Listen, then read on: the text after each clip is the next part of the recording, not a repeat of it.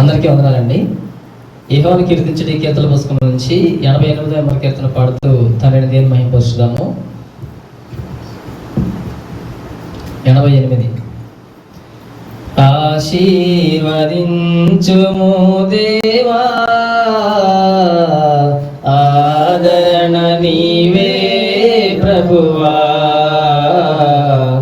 ఆదరణ నీవే ప్రభువా.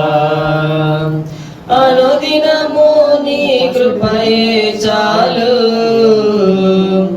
అనుక్షణము నీకే మా స్తుతులు. అనుదినము నీ కృపయే చాలు, అనుక్షణము నీకే మా స్తుతులు. ఆశీర్వదించుము దేవా, ఆదరణ నీవే ప్రభువా, ఆదరణ నీవే ప్రభువా. ఆపత్కాలములో సహాయకుడవు నీవు, అందరినీ ప్రేమించే దేవదేవుడవు. ఆపత్కాలములో సహాయకుడవు నీవు, అందరినీ ప్రేమించే దేవదేవుడవు. ఆశ్రయ దుర్గము నీవే, ఆనంద తైలము నీవే. ఆశ్రయ దుర్గము నీవే, ఆనంద తైలము నీవే. ఐశ్వర్యము నీవే, మా ఘనతయు నీవే. ఐశ్వర్యము నీవే, మా ఘనతయు నీవే. ఆశీర్వదించుము దేవా, ఆదరణ నీవే ప్రభువా, ఆదరణ నీవే ప్రభువా. నీయందు భయభక్తులు గలవారి ఎడల దయచూపుచున్నావు తరతరముల వరకు. నీయందు భయభక్తులు గలవారి ఎడల దయచూపుచున్నావు తరతరముల వరకు. నీయందు భయభక్తులు గలవారి పిల్లలు, నీయందు భయభక్తులు గలవారి పిల్లలు నీరు కట్టు తోటవలే బహుగా ఫలింతురు.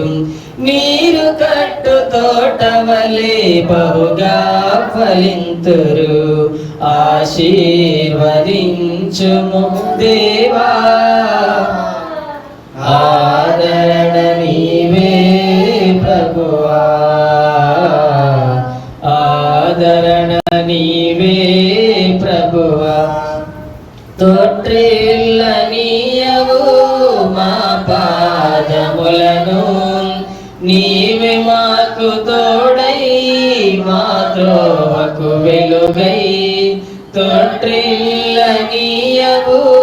మా పాదములను, నీవే మాకు తోడై మా త్రోవకు వెలుగై. కాపాడుచున్నావు దేవా, కనుపాపవలె మా ప్రభువా. కాపాడుచున్నావు దేవా, కనుపాపవలె మా ప్రభువా. కడవరకు విడువకుము నడిపించుము మమ్ము, కడవరకు విడువకుము నడిపించుము మమ్ము. ఆశీర్వదించుము దేవా,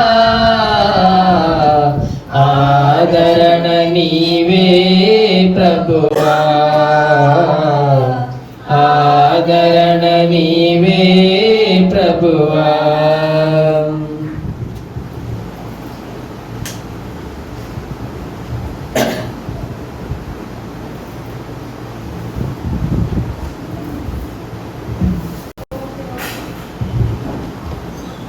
అలాగే 75వ నెంబర్ కీర్తన పాడుతున్నాము. యెహోవాను స్తుతించుడి సర్వభూజనములారా, అనుదినము రక్షణ సువార్తని ప్రకటించుడి. యెహోవాను ఘనపరచుడి, వన వృక్షములు చేయు ఉత్సాహ ధ్వనితోడ పూర్ణతను ఘోషించు సంద్రములు జతగూడ పరిశుద్ధ పరిశుద్ధ యెహోవా. యెహోవాను స్తుతించుడి సర్వభూజనములారా, అనుదినము రక్షణ సువార్తని ప్రకటించుడి. యెహోవాను ఘనపరచుడి, ఆశ్చర్య క్రియలతో నీతి కార్యములతో దాతృత్వమే ఆభరణమై. ఆశ్చర్య క్రియలతో నీతి కార్యములతో దాతృత్వమే ఆభరణమై. భక్తజన కోటిపై ప్రసరించు తన కృపా బాహుళ్యమే అలంకారమై. భక్తజన కోటిపై ప్రసరించు తన కృపా బాహుళ్యమే అలంకారమై. దుఃఖముల చెర నుండి ప్రాణమును విడిపించు పరిశుద్ధ పరిశుద్ధ పరిశుద్ధ ప్రభుడగు యెహోవా. యెహోవాను స్తుతించుడి సర్వభూజనములారా, అనుదినము రక్షణ సువార్తని ప్రకటించుడి. యెహోవాను ఘనపరచుడి, మహిమగల రాజుగా రాజులకు రాజుగా మహిలోన తన నామ మహిమా. మహిమగల రాజుగా రాజులకు రాజుగా మహిలోన తన నామ మహిమా. కరుణాతిశయముతో కఠిన శిక్షలను కలుగజేసెడి శక్తి గరిమా. కరుణాతిశయముతో కఠిన శిక్షలను కలుగజేసెడి శక్తి గరిమా. శోధనల సుడిలోన రక్షణను కలిగించు పరిశుద్ధ పరిశుద్ధ పరిశుద్ధ ప్రభుడగు యెహోవా. యెహోవాను స్తుతించుడి సర్వభూజనములారా, అనుదినము రక్షణ సువార్తని ప్రకటించుడి. యెహోవాను ఘనపరచుడి.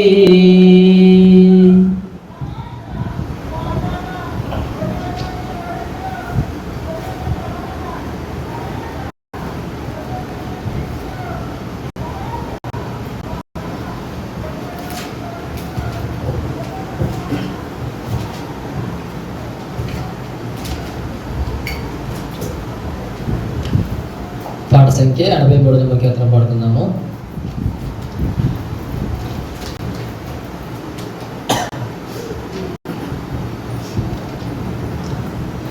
సియోను పాటలు సంతోషముగా పాడుచు సియోను వెళ్ళుదము.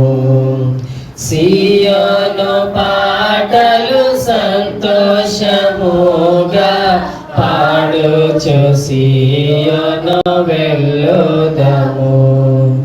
లోకాన శాశ్వతానందమేమియు లేదని చెప్పెను ప్రియుడేసు. లోకాన శాశ్వతానందమేమియు లేదని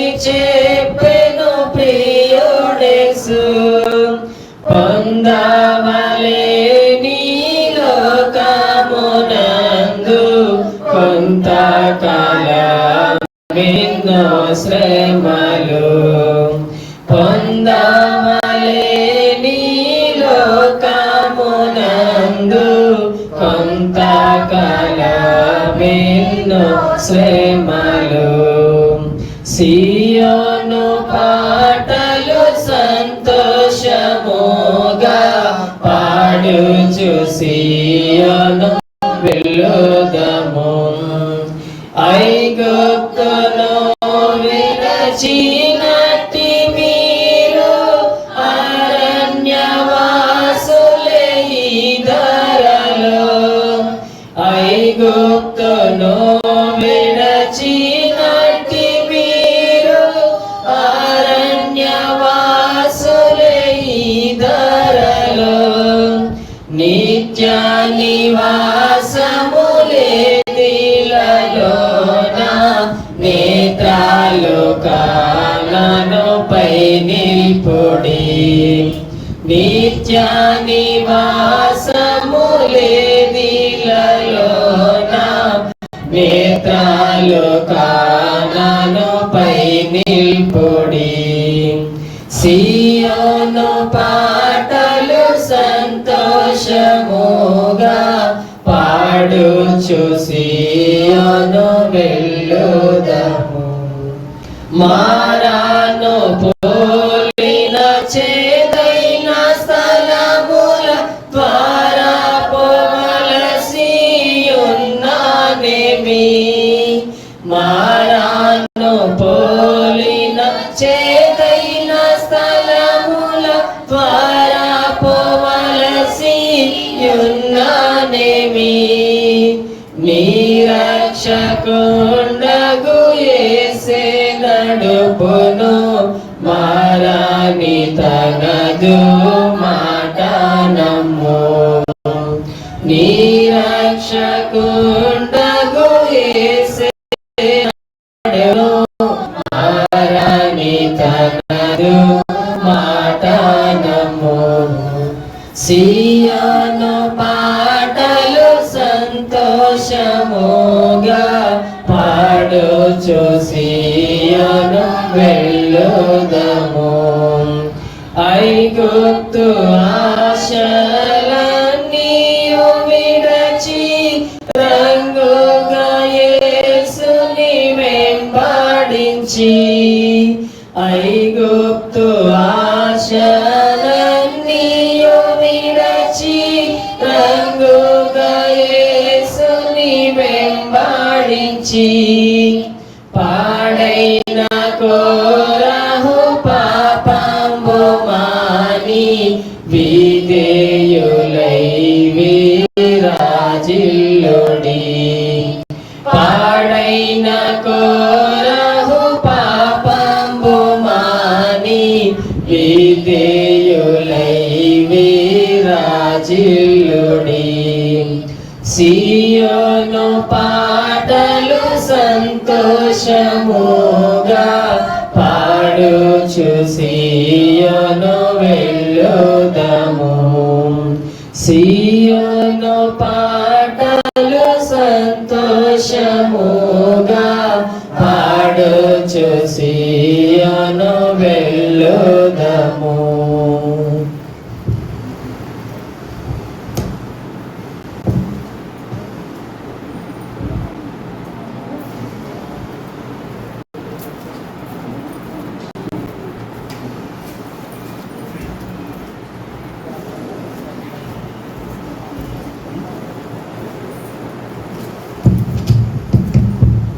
అందరికీ వందనాలండి. ఇప్పటి వరకు పాటల ద్వారా మన తండ్రి సహోదరులు ఇరువురికి మన ప్రభువైన యేసుక్రీస్తు వారి నామములో వందనాలు తెలియజేస్తూ ఉన్నాము. మనందరం లేచి నిలబడినట్లయితే ఈరోజు బైబిల్ పఠనంగా మనకు ఆల్రెడీ బోర్డు మీద రాసి ఉంది. మత్తయి సువార్త 6వ అధ్యాయము 24 నుంచి 34 వచనాలు. మత్తయి సువార్త 6వ అధ్యాయము 24 నుంచి 34 వచనాలు. మన మధ్య ఉన్నటువంటి సహోదరి నవ్య గారు వచ్చి బైబిల్ పఠనం చేయవలసిందిగా వారిని ప్రేమతో ఆహ్వానిస్తూ ఉన్నారు.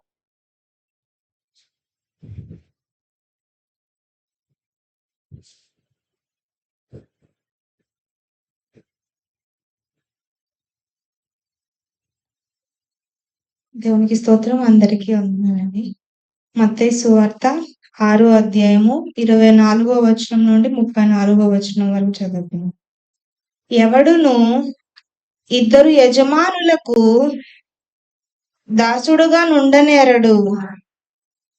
అతడు ఒకని ద్వేషించి ఒకని ప్రేమించును, లేదా ఒకని పక్షముగా నుండి ఒకని తృణీకరించును. మీరు దేవునికిని సిరికిని దాసులుగా నుండనేరరు. అందువలన నేను మీతో చెప్పునదేమనగా, ఏమి తిందుమో ఏమి త్రాగుదుమో అని మీ ప్రాణమును గూర్చి అయినను, ఏమి ధరించుకొందుమో అని మీ దేహమును గూర్చి అయినను చింతింపకుడి. ఆహారము కంటే ప్రాణమును, వస్త్రము కంటే దేహమును గొప్పవి కావా? ఆకాశ పక్షులను చూడుడి, అవి విత్తవు, కోయవు, కొట్లలో కూర్చుకొనవు, అయినను మీ పరలోకపు తండ్రి వాటిని పోషించుచున్నాడు. మీరు వాటికంటే బహు శ్రేష్ఠులు కారా? మీలోనెవడు చింతించుట వలన తన ఎత్తు మూరెడెక్కువ చేసుకొనగలడు? వస్త్రములను గూర్చి మీరు చింతింపనేలా? అడవి పువ్వులు ఎలాగు నెదుగుచున్నవో ఆలోచించుడి. అవి కష్టపడవు, వడకవు, అయినను తన సమస్త వైభవముతో కూడిన సొలొమోను సహితము వీటిలో నొకదాని వలెనైనను అలంకరింపబడలేదు.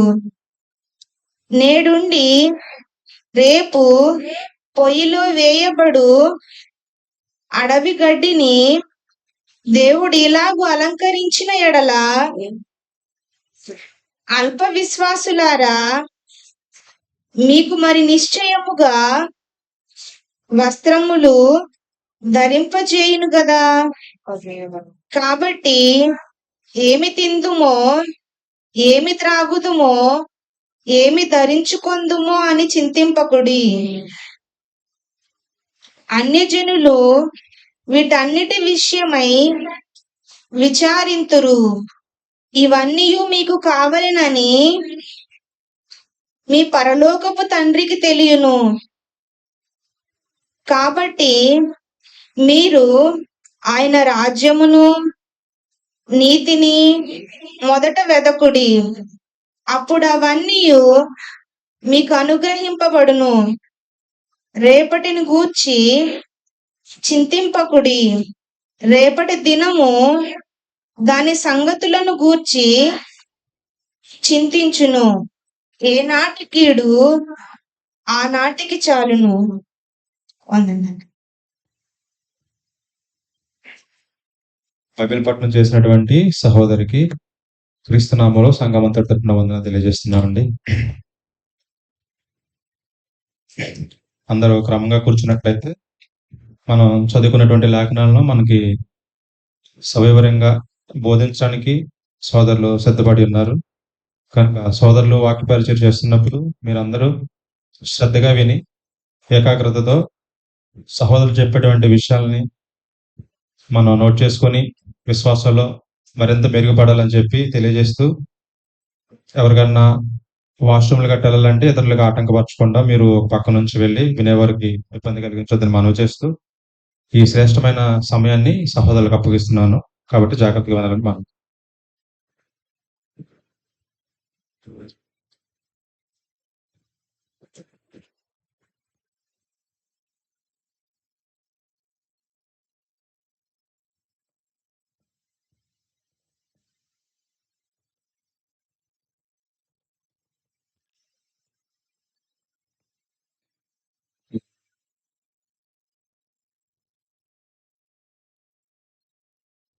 చేరొచ్చిన మీ అందరికీ ప్రభువైన క్రీస్తు నామములో వందనాలు తెలియజేస్తున్నాను. చిన్న మాట ప్రార్థన చేసుకుని మనము వాక్యాన్ని ధ్యానం చేసుకుందాము. అందరూ త్వరలో వచ్చినట్లయితే ప్రార్థన చేసుకుందాం. ప్రేమగల తండ్రి, కృపగల దేవ, జీవము కలిగిన మన ఆయన, ఈ ప్రశస్తమైన నామానికి కృతజ్ఞతాస్తులు చెల్లిస్తున్నాము. గడిచిన కాలమంతా మమ్మల్ని కాపాడి సంరక్షించి ఆ బ్రతుకు దినముల్లో మీరు అనుగ్రహించిన మరొక ఈ శ్రేష్టమైన దినమందు మీరు మాకు అనుగ్రహించిన ఈ స్థలమందు సంఘముగా సమాజముగా మేము కూడుకొని మిమ్మల్ని ఆరాధించుటకు మహింపరచుటకు మాకు దయచేసి నీ గొప్ప భాగ్యాన్ని బట్టి స్తోత్రములు తండ్రి. చేరువచ్చిన మేమందరము కలిసి ఇంతవరకు కీర్తనలు పాడి మీ నామాన్ని మహింపరిచి ఒకరినొకరము తండ్రి ఆదరించబడ్డాము. అటు పాటల ద్వారా మీరు మహిం పొందుకుని ఉన్నారని నమ్ముచున్నాం తండ్రి. అమూల్యమైన మీ వాక్కులను మేము చదువుకున్నాము నాయన. చదవబడినటువంటి లేఖనములను ఉద్దేశించి మీ వాక్యాన్ని ధ్యానించుకున్నట్టుకు మేము సిద్ధపడుతుండగా మీ ఆత్మ సహాయాన్ని మాకు అనుగ్రహించండి. మీ మాటల్లో ఉన్న పరమార్థమును గ్రహించుకున్నట్లుగా మా హృదయాలు తెరవండి తండ్రి. ఉపదేశించుటకు సిద్ధపడి ఉన్న నాకు మీ ఆత్మ సహాయమును అనుగ్రహించండి. మీ బిడ్డలందరికీ తండ్రి స్పష్టముగాను తేటగాను ఉపదేశించినట్లుగా బలపరచండి. మా దేవా, చదవబడుతున్నటువంటి ప్రతి లేఖనమునకు బాగుగా అర్థం చెప్పినట్లు నన్ను బలపరచండి తండ్రి. వినిచిన బిడ్డలకును వినగల చెవిని, గ్రహించగల మనస్సు, స్పష్టముగా మీ వాక్యాన్ని చూడగలిగినటువంటి నేత్రములను దయచేయమని ఈ వాక్యము ద్వారా మా విశ్వాస పరిమాణాన్ని వృద్ధి చేసుకుని మా తండ్రి ఆత్మీయందు వృద్ధి పొందినట్లుగా సహాయం చేయమని, మా తండ్రి ఉపదేశం వ్యర్థం కాకుండానట్లుగా కృప చూపించమని జరనైన కార్యక్రమం అంతట్లో మీ సహాయాన్ని వేడుకుంటూ మా ప్రభువైన యేసుక్రీస్తు వారి నామములో ప్రార్థన సమర్పిస్తున్నాను తండ్రి. ఆమేన్. వీళ్ళరా మనము గడిచిన 2 వారాలు మనము ఎవరిని గురించి మాట్లాడుకున్నాము? పరిసయ్యులను గురించి మాట్లాడుకున్నాం. పరిసయ్యులు వారెవరు, వారి యొక్క విధానం ఏంటి, ఏ ఉద్దేశంతో వారు ప్రారంభమయ్యారు, కాలక్రమేణా వాళ్ళు ఎటువంటి పరిణామాలను ఎదుర్కొన్నారు, ప్రస్తుతము పరిసయ్యుల యొక్క విధానానికి అనుగుణంగా ఎటువంటి సిద్ధాంతాలు ప్రజల మధ్య చోటు చేసుకున్నాయో మనం చూసాం. ప్రత్యేకించి జుడాయిజం గురించి మీకు గత వారం గుర్తు చేయడం జరిగింది. ఏదేమైనప్పటికీ పరిసయ్యుల యొక్క జీవితంలో వాక్యము కంటే ఎక్కువగా ఆచారాలకు, సంప్రదాయాలకు, పెద్దల యొక్క పారంపర్య ఆచారాలకే ప్రాధాన్యతనిచ్చి వేషధారణతో కూడుకున్నటువంటి భక్తిని కనపరిచినట్టుగా కనపడ్డది.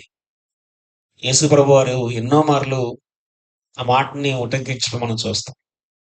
వేషధారులారా, మీరు సున్నం కొట్టిన సమాధులు అంటున్నాడు. వేషధారులారా, మీరు గిన్నెను పైన కడుగుతా గాని లోపల కడగరు అంటున్నాడు. మీరు వెలుపటి కార్యములను చూస్తున్నారు కానీ అంతరంగ స్వభావాలను మీరు సరి చేసుకోవట్లేదు అని ఎన్నో మార్లు వారిని గద్దించాడు. ఇదంతా ఇలా ఎందుకు ఉంది అంటే వేషధారణతో కూడుకున్నటువంటి భక్తి వల్ల. వేషధారణ అన్నది చాలా ప్రమాదకరం. వేషధారణ ఏం చేస్తుందంటే నలుగురు కనపడుతున్నప్పుడు ఒకలాగా, ఎవరు లేనప్పుడు మరొకలాగా భక్తి జీవితాన్ని చూపెడతా ఉంటది. అది ఎవరిని వారు మోసం చేసుకోవడమే. ఎందుకంటే దేవుణ్ణి మోసం చేద్దామంటే అది కుదరదు. ఎవరిని మోసం చేసుకుంటున్నాం అంటే మనల్ని మనమే మోసం చేసుకుంటున్నట్టు. వేషధారణ అన్నది అంతటి ప్రమాదకరం. పరిసయ్యుల నుంచి మనము ఎన్నో పాఠాలని కూడా మనం నేర్చుకోవడం జరిగింది. వాళ్ళల్లో మంచివారిని కూడా మనం చూసాం. ఉదాహరణకు నికోదేము గారిని చూసాం పరిసయ్యుల్లో కదా. యూదుల అధికారిగా కొనసాగుతూనే యేసు ప్రభువారి నందు విశ్వాసం ఉంచినటువంటి వ్యక్తి. యేసుప్రభు వారి దేహాన్ని అడిగినటువంటి మరొక వ్యక్తిని కూడా మీకు గుర్తు చేశాను. అలాగే అపోస్తలుడుగా ఎంచబడినటువంటి పౌలు గారు, వీళ్ళందరూ పరిసయ్యుల సంతతికి చెందిన వారే అయినప్పటికీ వీళ్ళు ఆ స్వభావాన్ని కనపరచకుండా వారిని యేసుప్రభు వారి యొక్క జీవితానికి తగినట్లుగా వారు మలుచుకోబడి విశ్వాసమందు వాళ్ళు నిలకడగా ఉన్నట్టు మనం చూసాం. ఏదేమైనప్పటికీ వారి జీవితం మనకెన్నో పాఠాలు నేర్పుతుంది. ఆ తెగ మనకెన్నో ఉపదేశాలను చేస్తుంది. మనల్ని మనము మేల్కొల్పుకోవడానికి ప్రభు చేత గద్దింపులాగా మనకు అది కనబడుతుంది. పరిసయ్యుల యొక్క జీవితము మనల్ని హెచ్చరిస్తుంది. మీరు కూడా ఇలాగుంటే మాకు పట్టినటువంటి గతే మీకు పడుతుంది అని. కాబట్టి పరిసయ్యులను గురించినటువంటి అవగాహన అంతా మళ్ళీ మళ్ళీ మీకు ఎందుకు గుర్తు చేస్తున్నానంటే, అటువంటి లైఫ్ మనకొద్దు. మనుషులకు కనబడాలని చేసేటువంటి ఏ పని మనకొద్దండి. విశ్వాసంతో మన పనులు జరగాలి. ఎవరి కోసం మన పనులు జరగకూడదు. మనము మన విశ్వాసానికి తగినట్టుగా క్రియలు చేయాలి. ఇక ఈరోజు ఓ విషయాన్ని మీతో పంచుకోవాలని అంటే చాలా కాలంగా అనుకుంటున్నాను. ఈరోజు దాని గురించి ప్రస్తావించాలని నాకు మనసు కలిగి ఈ సంగతులను మాట్లాడుతున్నాను. ఈరోజు మనం బైబిల్ పఠనం చదువుకున్నాం కదా. బైబిల్ పఠనంలో యేసుప్రభు వారు ఉపదేశం చేస్తున్నారు. యేసుప్రభు వారు ఉపదేశం చేస్తూ తెలియజేసినటువంటి సంగతి ఏంటి అని అంటే, ఎవడైనా సరే ఇద్దరు యజమానులకు దాసుడుగా ఉండలేడు అని చెప్పాడు. ఇద్దరు యజమానులు అంటే ఒకటి ధనాన్ని చూపెట్టాడు, రెండవది దేవుణ్ణి చూపెట్టాడు. దేవుడు యజమానుడైతే దేవుని తగినట్టుగా బ్రతకాలి. సిరి యజమానుడైతే సిరికి తగినట్టుగా బ్రతకటం. ఇద్దరు యజమానుల్ని ఎట్ ఏ టైము సంతృప్తి పరుస్తాము అంటే కుదరని పని అది. మేము రెండు బ్యాలెన్స్ చేస్తాము అంటే అది కుదరదు. ఈ క్రమంలోనే యేసుప్రభు వారు లోతైనటువంటి కొన్ని విషయాలను అక్కడ గుర్తు చేయడం మనం చూస్తున్నాం. సిరి కోసము ప్రయత్నాలు చేసేటువంటి వారి కోసము, సంపాదన కోసం ప్రయాసపడే వారిని, జీవనము ఎలా గడుస్తుందో ఏంటో, ఏం తినాలో ఏంటో, రేపొద్దున ఏం త్రాగాలో, రేపొద్దున మనం ఏం ధరించుకోవాలో అనే ఆలోచనలు కలిగిన వాళ్ళకి యేసుప్రభు వారు ఈ ఉపదేశం చేస్తున్నాడు. ఏమి ధరించుకోవాలో, ఏమి తినాలో, ఏమి త్రాగాలో వీటి గురించి ఎవరు విచారిస్తారు అని అంటే, అన్ని జనులు అంటే క్రీస్తు యేసునందు లేని వారిని గురించి మాట్లాడుతున్నాడు. అర్థమవుతుందండి? క్రీస్తు యేసునందు లేని వారు వీటి కోసం ఆలోచన చేస్తుంటారు. క్రీస్తు యేసునందు ఉన్నవారు ఆలోచన చేసుకోవాల్సింది, వెదకాల్సినవి, ప్రయత్నం చేయవలసినవి అవి కాదు అంటున్నాడు. అలాగని వస్త్రాలు ధరించుకోవద్దని కాదు, ఆహారం తినొద్దని కాదు, ఏమీ తాగొద్దు అని కాదు. దాని ఉద్దేశం ఏంటి అని అంటే, వీటి కోసం విచారించే వాళ్ళు క్రీస్తు యేసునందున్న వాళ్ళు కాదు అంటున్నాడు. క్రీస్తు యేసునందున్న వాళ్ళు వెదకాల్సినవి ఏంటి అని అంటే అక్కడ చెప్తున్నాడు 32వ వచనం. ఏవైతే మీరు తినాలి, ఇది త్రాగాలి, ఇది ధరించాలని మనం అనుకుంటామో వాటి విషయమై మనకంటే ఎక్కువగా ఎవరో తెలుసు? ఒక తండ్రికి, సాధారణంగా ఒక తండ్రికే తన పిల్లలపైన ఎక్కువ అవగాహన ఉంటుంది కదా, అవునా కదా? ఒక కుమారుడు గురించి తన తండ్రికి బాధ్యత ఉంటుంది. కుమారుడికి ఏం అవసరం, కుమార్తెకి ఏం అవసరం, వాళ్ళకి చదువులకు ఏం కావాలి అన్ని సమకూరుస్తారు లేరండి? చెప్పండి. ఏమి సమకూర్చకుండానే వాళ్ళని చూసుకుంటారు వాళ్ళు? అలా ఉండగలుగుతారండి తల్లిదండ్రులు అనేటువంటి వాళ్ళు? అదే మత్తయి సువార్తలో ముందుకెళ్తే 7వ అధ్యాయంలో అంటాడు, 10వ వచనంలో అంటాడు, 7వ అధ్యాయం 10వ వచనం, మీరు చెడ్డవారయుండి మీ పిల్లలకు మంచి ఈవులను ఇయ్యనిరిగి ఉండగా. మనం చెడ్డోళ్ళమైనా సరే పిల్లలు బాగుండాలని కోరుకుంటాం కదా. అలాంటిది మన పరలోకపు తండ్రి పరిపూర్ణుడు కదా. మన పరలోకపు తండ్రి పరిపూర్ణుడు ఆయన. పరిపూర్ణుడైనటువంటి మన తండ్రి మనకు శ్రేష్టమైన ఇవ్వాలనుకుంటాడు కానీ ఎందుకు మనల్ని విడిచిపెడతారు చెప్పండి. కాబట్టి మనకి ఏమి ఇవ్వాలో అన్నది మన పరలోకపు తండ్రికి బాగా తెలుసు. ఏమి తినాలి, ఏమి ధరించుకోవాలి అన్నది మనం దేవునిపైన ఆధారపడి ఉండాలి తప్ప మిగిలిన జనాంగము, లోకములో ఉన్నటువంటి వారు ఆలోచన చేసుకున్నట్టుగా ఆలోచన చేసుకోకూడదు అంటున్నాడు. ఈవెన్ ఆకాశ పక్షులు సైతము, అడవి జంతువులు సైతము ఎవరి కోసం ఆలోచన చేస్తాయి చెప్పండి. యోబు గ్రంథంలో ఒక మంచి మాట ఉంది, మనం చదువుదాం. యోబు గ్రంథము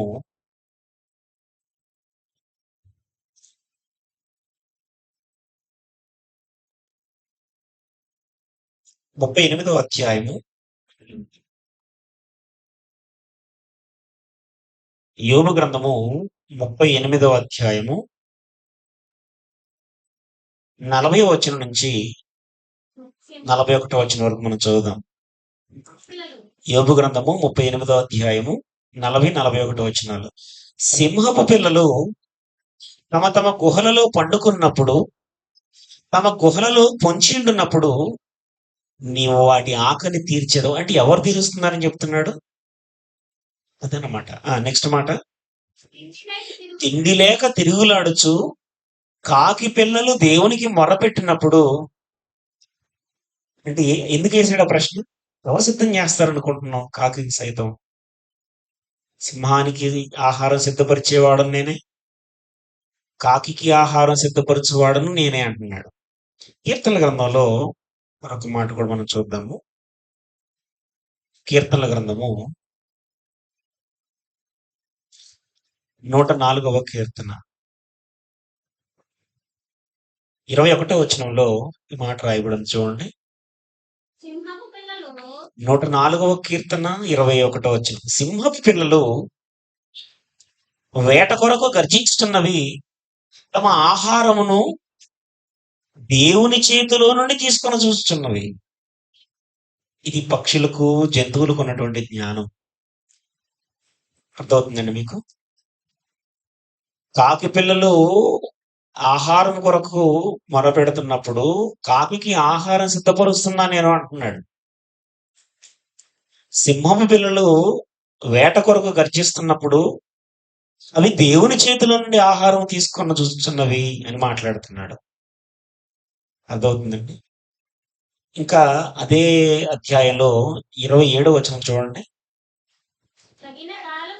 తగిన కాలమున నీవు వాటికి ఆహారం ఇచ్చిదవని ఇవన్నీ నీ దయ కొరకు కనిపెట్టుకునిన్నవి. ఏమండి, ఆకాశ పక్షులను, అడవి జంతువులను పోషించేటువంటి దేవుడు తన స్వరూపమందు తన పోలికలు జన్మించిన మనల్ని పోషించడా? చెప్పండి. ఆకాశ పక్షులను, అడవి జంతువులను పోషించేటువంటి దేవుడు తన స్వరూపమందు తన పోలికలో జన్మించినటువంటి మనకు, అది కూడా ఆయన చిత్తమునకు లోబడి క్రీస్తు యేసునందు బ్రతకడానికి నిశ్చయించుకొని వచ్చిన మనకు ఆయన ఇవన్నీ సమకూర్చడా? ఆలోచన చేసుకోవాలి. ఏమి కావాలన్నది మన పరలోకపు తండ్రికి బాగుగా తెలుసు. అందుకే యేసు ప్రభువు ఈ మాట మాట్లాడుతున్నాడు. మత్తయి సువార్త 6వ అధ్యాయంలో, మత్తయి సువార్త 6వ అధ్యాయము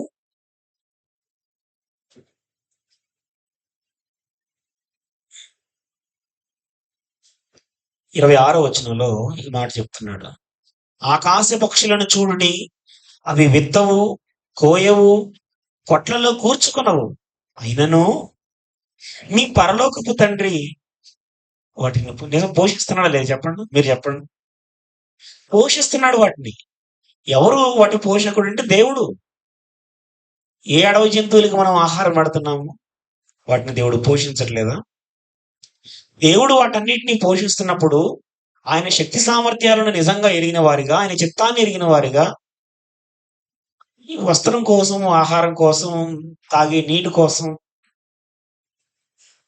దేవుని విడిచిపెట్టి వెళ్ళిపోవడం అంటే ఏం ఎరిగి ఉన్నాం దేవుణ్ణి? ఆకాశ పక్షుల కంటే హీనంగా ఎరిగి ఉన్నామా? అడవి జంతువుల కంటే కూడా అధ్వానంగా ఆలోచన చేస్తున్నామా? వాటికి ఉన్నటువంటి జ్ఞానం మనకు లేకపోయే. వీటన్నిటి కోసం విచారిస్తున్నారు చాలా మంది. విచారించి ఏం చేస్తున్నారంటే, రేపొద్దున ఎలా, రేపు మన భవిష్యత్తు ఏంటి, మన పిల్లలకి ఏంటి, మన వెనక సంపాదన ఎంత ఉంది, ఇన్ని ఆస్తులు సమకూర్చాము, ఈ కేటగిరీలో వెళ్ళిపోతున్నారు. అన్ని జిల్లు వెళ్ళిపోతుంటే వాళ్ళకు నిరీక్షణ లేదు కాబట్టి, దేవుడి యొక్క శక్తి సామర్థ్యాలు వారు ఎరగరు కాబట్టి, ఏమండి, దేవుడు అంటే ఏంటో తెలియదు కాబట్టి వాళ్ళు అలా బ్రతుకుతున్నారంటే ఒక అర్థం ఉంది. కానీ దేవుడిని ఎరిగి ఉండి, దేవుని యొక్క శక్తి సామర్థ్యం ఏంటో గ్రహించుకొని కూడా, ఆయన చిత్తం ఏంటో తెలుసుకొని కూడా, ఇంకా వస్త్రం కోసం, ఇంకా ఆహారం కోసం, ఇంకా తాగడం కోసము దేవుని నిర్లక్ష్యం చేస్తే ఎలాగా?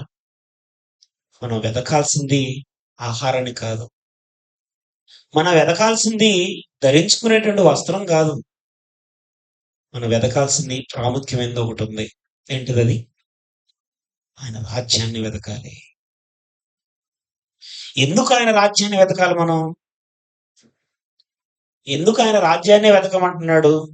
ఆయన రాజ్యాన్ని వెతికితే ఏం కలుగుతాయి చెప్తున్నాడు అక్కడ. ఆయన రాజ్యం వెతికితే అప్పుడు అవన్నీ మీకు అనుగ్రహింపబడును అంటున్నాడు. ఏం అనుగ్రహించబడతాయి అంటే, ఇప్పుడు స్తోత్రాన్ని మర్చిపోయి, ఏమండి, వెతకాల్సిన దాన్ని వెతకకుండా వెతకకూడని వాటిని వెతుక్కొని దేవుని రాజ్యంలో ప్రవేశించాలంటే ఎలా కుదురుద్ది? యేసుప్రభు వారు చెప్పేది ఏంటంటే, మీకు వస్త్రం కావాలన్నా, ఆహారం కావాలన్నా మీరు వాటి కోసం వెతకండి, మీరు దేవుని రాజ్యం కోసం వెతకండి, ఆయన నీతిని వెతకండి అంటున్నాడు. వెతికితే మీకు అవన్నీ అనుగ్రహించబడతాయి అంటున్నాడు. పేతురు గారు ఇదే సందేహం వచ్చి ఒక ప్రశ్న వేశాడు యేసుప్రభు వారికి. మార్కు సువార్త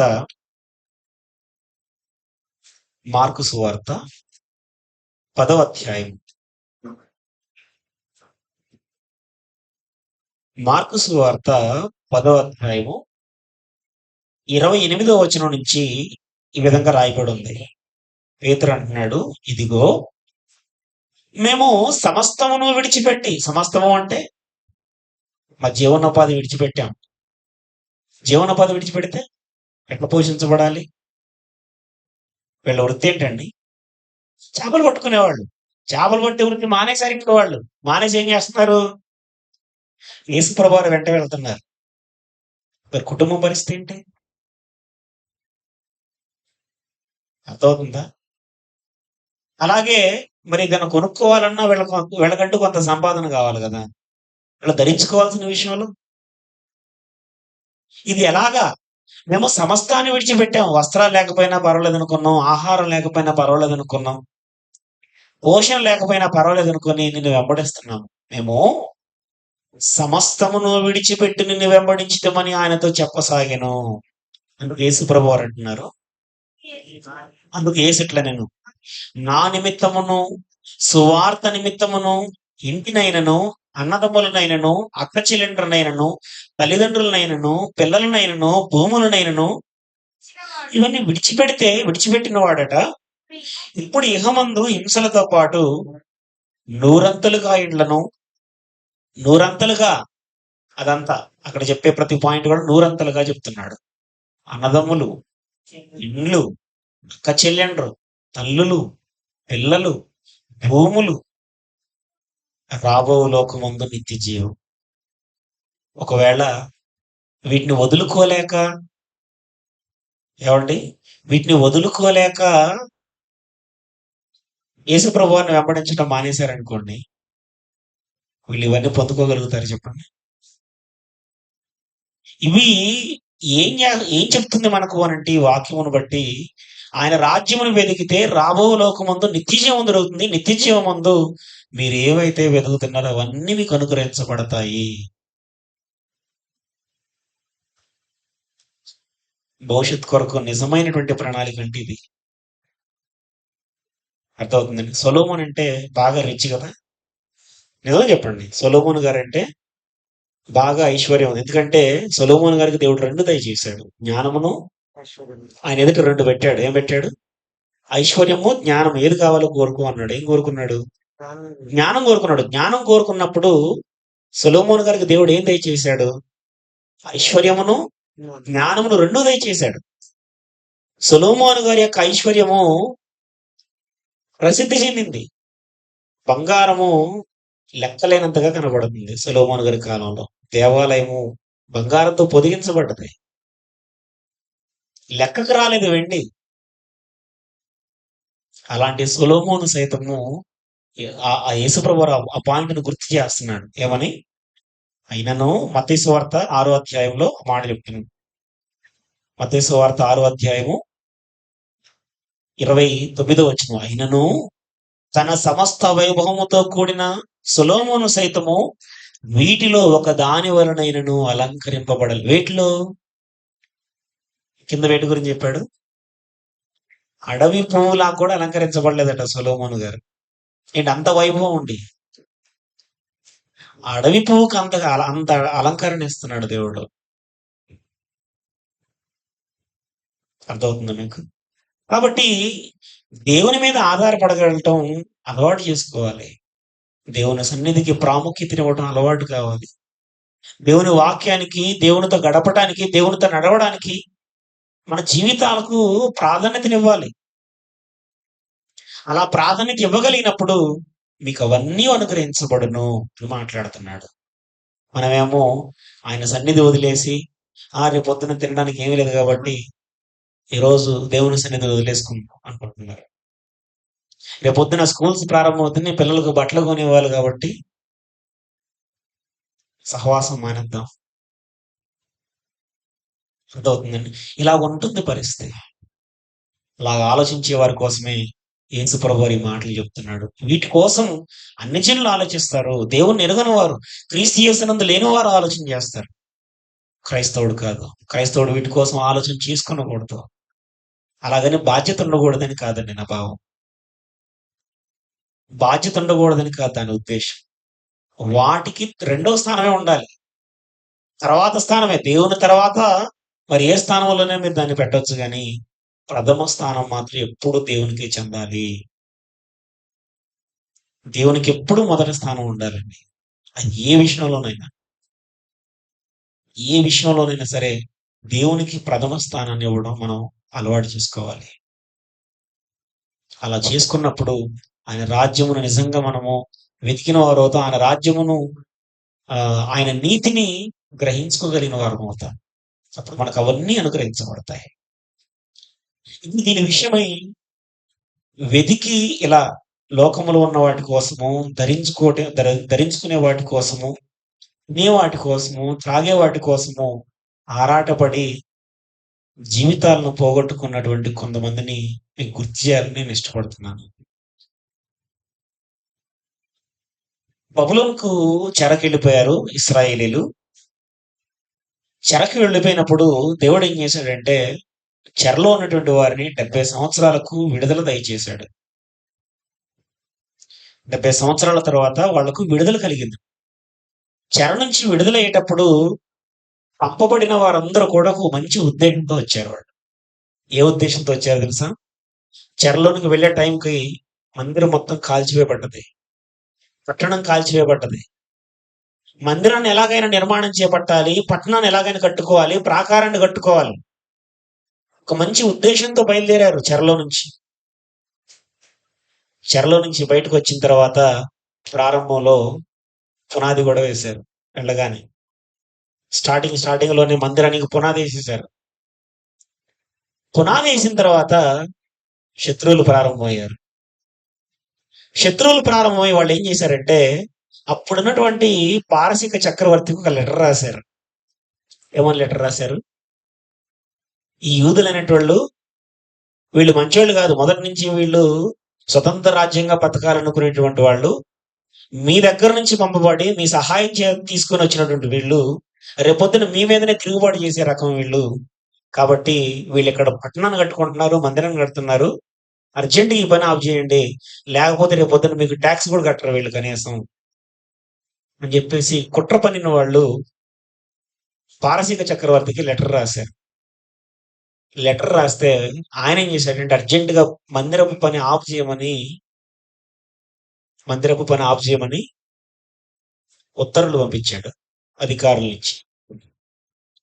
అంతకు మునుపు పరిపాలన చేసినటువంటి అధికారి ఏం చేశాడంటే, మీరు మందిరాన్ని కట్టవచ్చు అని అఫీషియల్ గా పారసీకుల ప్రభుత్వం నుంచి ముద్ర వేసి మరి ఒక తాకీదు రాయించి వాళ్ళకి ఇచ్చి పంపించాడు. అఫీషియల్ గవర్నమెంట్ ఆర్డర్ ఉంది ఇప్పుడు వాళ్ళ దగ్గర. వాళ్ళు వచ్చినప్పుడు వాళ్ళ దగ్గర గవర్నమెంట్ ఆర్డర్ కాపీ ఉంది. ఏంటది? మీరు మందిరాన్ని కట్టుకోవచ్చు, మీ పట్టణాన్ని కట్టుకోవచ్చు. ఎవరిచ్చారు అది? అప్పుడున్నటువంటి పారసీక చక్రవర్తి కోరేషి.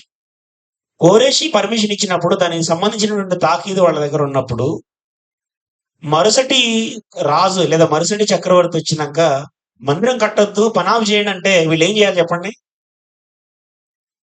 వీళ్ళు ఏం చేయాలి? ఎవరైనా ఏం చేస్తారు చెప్పండి? ఎట్లెట్లా ఆపుతారండి మీరు? మీకు తెలియదా ముందున్నటువంటి చక్రవర్తి మాకు ఇలా పర్మిషన్ ఇచ్చాడని? ఇప్పుడు ఒరిజినల్ కాపీ పట్టుకొని చక్రవర్తి దగ్గరికి వెళ్తారు ఎవరైనా. కానీ వీళ్ళేం చేశారు తెలుసా? మందిరం పని ఆఫ్ చేయమన్నారు కదా, ఓకే ఆఫ్ చేసేద్దాం. మందిరం పని ఆఫ్ చేశారు. ఇంకా ఆఫ్ చేసి వీళ్ళు ఏం చేస్తున్నారంటే హగ్గై గ్రంథము మొదటి అధ్యాయము హగ్గై గ్రంథము మొదటి అధ్యాయము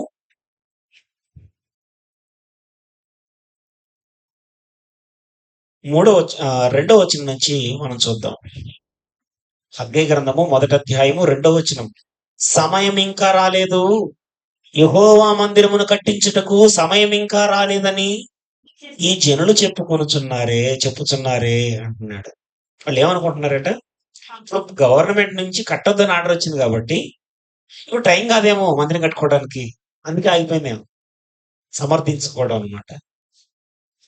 మీకు ఇంకా టైం రాలేదేమో అందుకే ఆగిపోయింది. సమయం ఇంకనూ రాలేదని ఈ జనులు చెప్పుకొనుచున్నారే.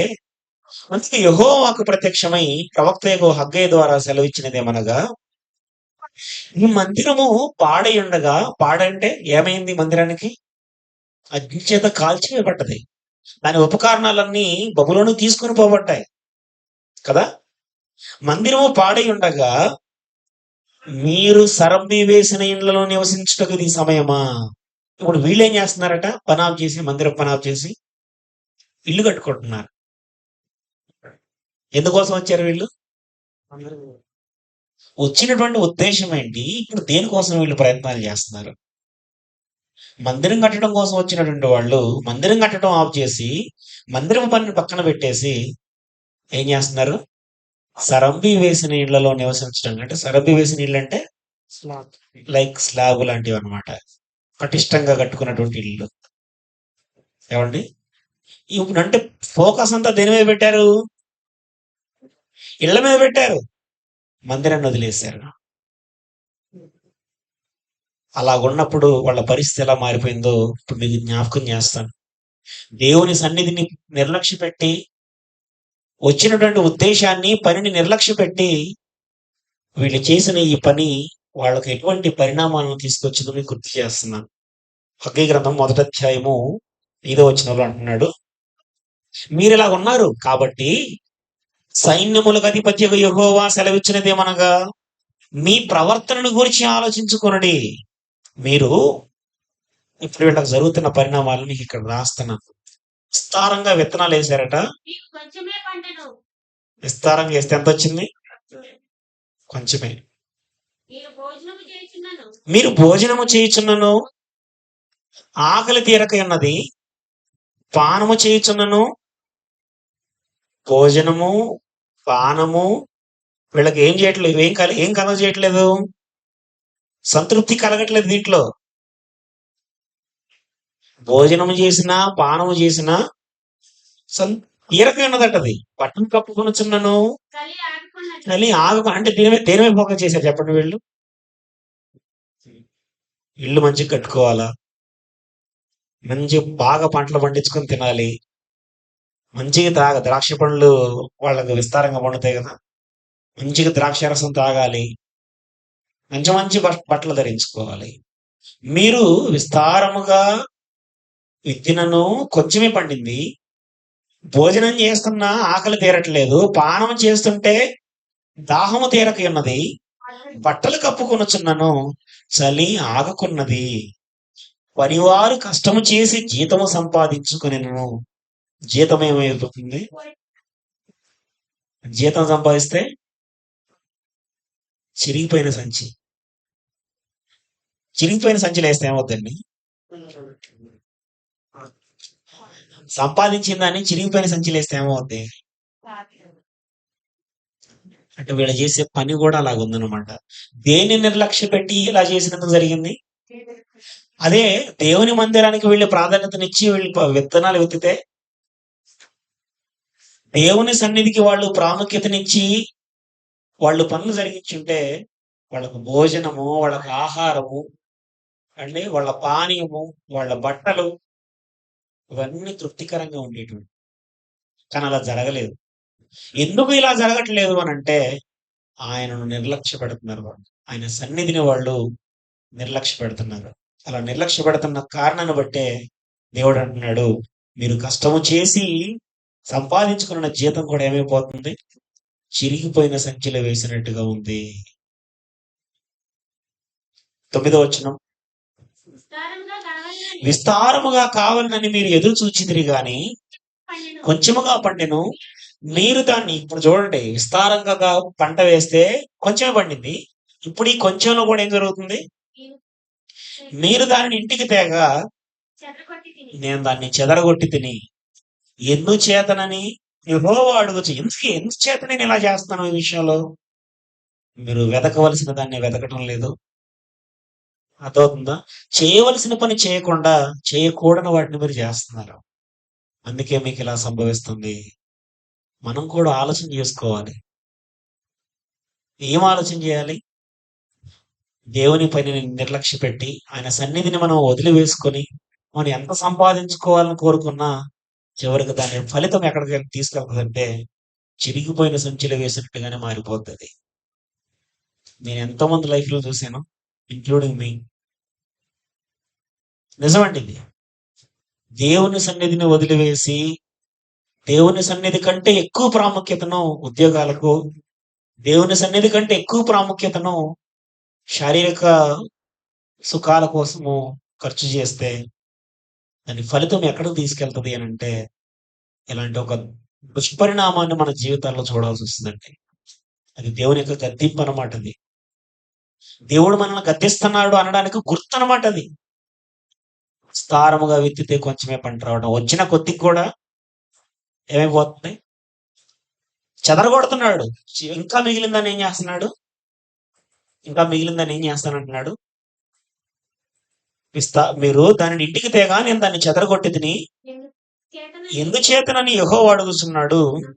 నా మందిరము పాడై ఉండగా మీరందరూ మీ ఇల్లు కట్టుకొనుటకు త్వరపడుట చేతనే కదా. కాబట్టి మిమ్మును బట్టి ఆకాశము మంచు కురవకి ఉన్నది, భూమి పండకి ఉన్నది. నేను భూమికిని పర్వతములకును అనావృష్టి కలగజేసి ధాన్యము విషయంలో, ద్రాక్షరసం విషయంలోను, తైలం విషయంలోను, భూమి ఫలించు సమస్తం విషయంలోను, మనుషుల విషయంలోను, పశువుల విషయంలోను, వీటి పన్నుటి విషయంలోను క్షామము పుట్టించి ఉన్నాను. ఇప్పుడు మనం ఏమనుకుంటామంటే ఇప్పుడు టెంపరీ ఎక్కువనే వస్తుంది కదా, మనకు తాత్కాలికంగా మనకు మేలే జరుగుతుంది కదా అని టెంపరీ ప్రయోజనాల కోసం ఆలోచన చేసుకొని భవిష్యత్తులో జరగబోయేటువంటి పరిణామాలను ఆలోచన చేయలేకపోతున్నాం. దేవుని విడిచిపెట్టి దేవుని సన్నిధిని నిర్లక్ష్య పెట్టి పనులు చేసుకున్నటువంటి వాళ్ళు మనకు చరిత్రలో సాక్ష్యంగా కనబడుతున్నారు. వాళ్ళ జీవితాలను మనం చూస్తే వాళ్ళ జీవితాల్లో దేవుని మందిరాన్ని వాళ్ళు నిర్లక్ష్య పెట్టినందుకు, తినాలి, త్రాగాలి, సుఖంగా ఉండాలని వాళ్ళు చేసినటువంటి ప్రయత్నాలు దేవుడు ఎలా కొట్టాడో మనకు అర్థమవుతుంది. ఆలోచన చేసుకోవాలి. ఇవన్నీ ఎవరు ఆలోచన చేస్తారు? అన్యజనులు ఆలోచన చేసుకుంటారు. ఏం తినాలి, ఏం త్రాగాలి, ఏం ధరించుకోవాలి. మనకు వద్దండి అలాంటి ఆలోచనలు. అలా ఆలోచన చేసి క్షామమును పొందుకున్నటువంటి ఇశ్రాయేలు జనాంగం మనకు చరిత్రలో కనబడుతుంది. మీరు ఎప్పుడు కూడా దేవుని మీద ఆధారపడ అలవాటు చేసుకోవాలి. అలవాటు చేసుకుంటే ఎంతటి అనావృష్టి అయినా సరే దేవుడు కాపాడతాడండి. మీకు చరిత్రలో అటువంటి చాలా ఉదాహరణలు ఉన్నాయి. నేను బయట నుంచి చెప్పాల్సిన అవసరం లేదు. యాకోబు గారి కుటుంబాన్ని దేవుడు జ్ఞాపకం చేసుకొని భయంకరమైనటువంటి కరువు సంవత్సరాలు 7 సంవత్సరాలు వచ్చింది కరువు కదా. 7 సంవత్సరాల కరువులో కూడా దేవుడు యాకోబు గారి కుటుంబాన్ని కాపాడలేదా? చెప్పండి. కాపాడాడు. 3.5 సంవత్సరాలు వర్షం లేదు, భూమి పంట లేదు, విస్తారంగా కరువు సంభవించింది ఇజ్రాయెల్ దేశమందు. ప్రవక్త అయినటువంటి ఏలియా గారిని దేవుడు పోషించలేదా? అది కూడా సాధారణ భోజనం కూడా కాదండి. ఏం పెట్టాడు ఏలియా గారికి ఆ రోజుల్లో? ఏం పెట్టి పోషించాడు దేవుడు? ఏం పంపించాడు?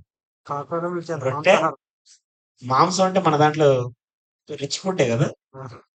కరువు సమయంలో కూడా మాంసం పెట్టి మరీ పోషించాడు దేవుడు. సారెపతి విధవరాల్ని దేవుడు పోషించలేదా? ఇలా చెప్పుకుంటూ పోతే చాలా ఉదాహరణలు ఉన్నాయండి. దేవుడు పోషించాలని నీ విషయంలో నిర్ణయం చేసుకుంటే కరువు కూడా నిన్ను ఆపలేదన్నమాట. కరువు సైతం మనకు అడ్డంకి కాదు. అది దేవుడు ఒకవేళ మనకు క్షామం పుట్టించాలనుకుంటే నువ్వెంత సమృద్ధిలో ఉన్నా అది ఒక్క రోజులకే చిరిగిన సంచిలో వేసినట్టుగా ఎగిరిపోతాయి. నిజం చెప్పండి. లక్షలు ఖర్చు సంపాదించామనుకోండి, దేవుని సన్నిధిని వదిలేసి ఒకరోజు చాలదా వాటిని పోగొట్టుకోవడానికి? ఒక ప్రమాదం చాలదా? చెప్పండి. ఒక చిన్న ప్రమాదం చాలండి మనం వాటిని అన్నింటినీ పోగొట్టుకోవడానికి. అందుకే ఆలోచన చేసుకోండి అంటున్నాడు. మీరు ఏటి విషయమై ఆలోచన చేయాలో దాని విషయమైనా ఆలోచన చేయాలి. దేనికోసం వెతకాలంటున్నాడు యేసుప్రభు గారు? దేవుని రాజ్యం కోసం మీరు వెతకాలి, ఆయన నీతిని వెతకాలి. మరొక చిన్న ఎగ్జాంపుల్ మీకు చెప్తాను. ఇవన్నీ మీకు తెలిసినవే, తెలియనివే కాదు. రాజుల 2వ గ్రంథము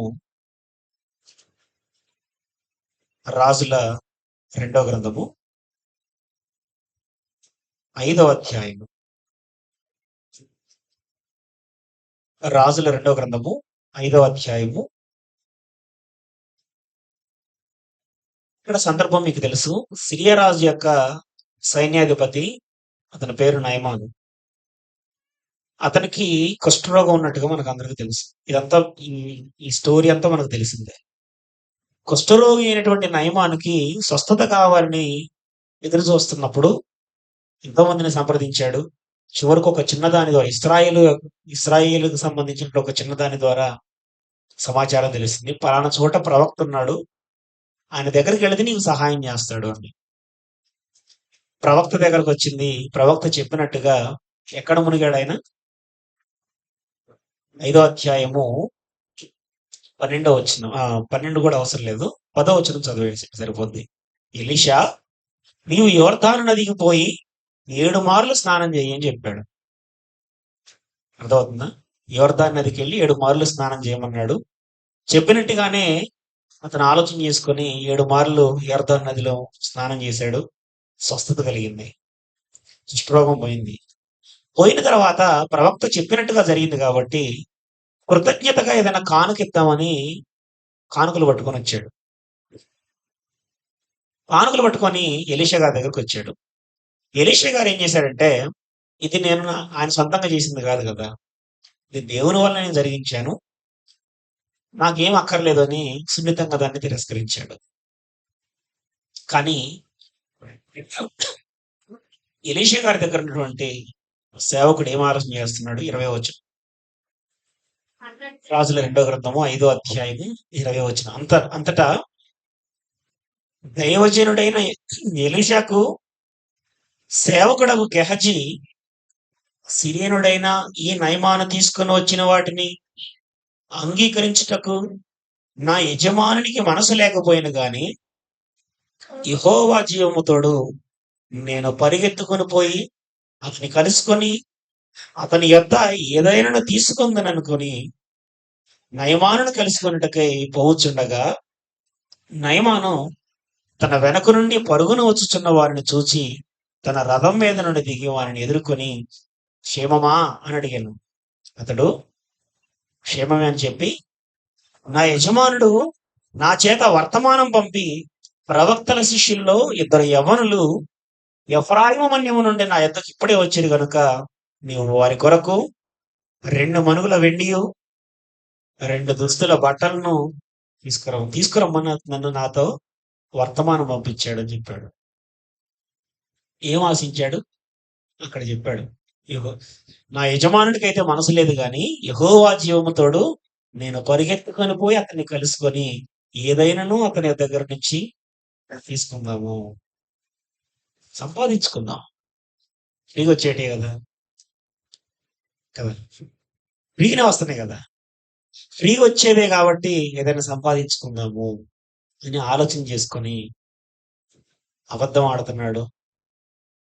యజమానుడు చెప్పని సంగతుల్ని నయమానుకు తెలియజేస్తున్నాడు. తెలియజేసి అతని దగ్గర నుంచి పుచ్చుకున్నాడు వాటిని కదా, పుచ్చుకొని ఎలీషా దగ్గరికి వచ్చి మళ్ళీ ఏమి ఎరగినట్టుగా ఉన్నాడు. అప్పుడు ఎలీషా గారు అడుగుతున్నారు. అడిగినప్పుడు ఏం చెప్తున్నాడు? 25వ వచనం చూడండి.